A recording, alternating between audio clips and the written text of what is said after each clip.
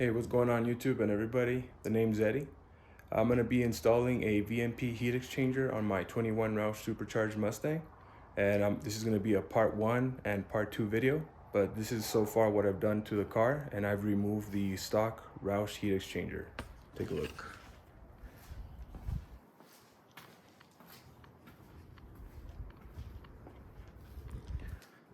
So you guys can see the Roush heat exchanger was there. Here's the temp sense that goes to the heat exchanger.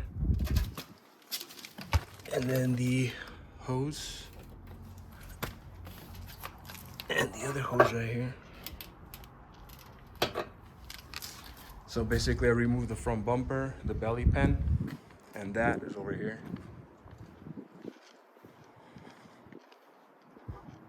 Belly pan. So check out the heat exchangers. Here we have the Roush heat exchanger. This is where the temperature sensor went into the port here, the bung. And as you guys can see here, this is, stock. It's pretty small. And here we have the VMP heat exchanger, which is a lot bigger, thicker too. And it comes with the fans already as well.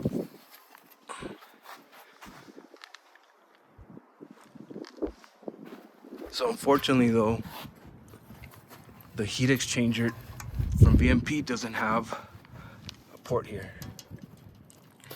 So what I'll be doing, since the port is there on the stock one, I'll be adding the port probably here or maybe here.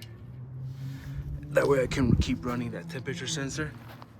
I've already located a local fab shop. I'll be taking the heat exchanger on Monday so they can weld the port in, and that way I can run the temperature sensor and then finish the rest of the install. But yeah, you guys, this is my 21 GT Roush supercharged Mustang. Quick rundown. UPR catch cans. I got both here. Carbon fiber hood. Anderson Composites. It is the GT 500 style hood as well. Heat extractor. It helps with cooling. It does make a difference. And I also have the hood pins.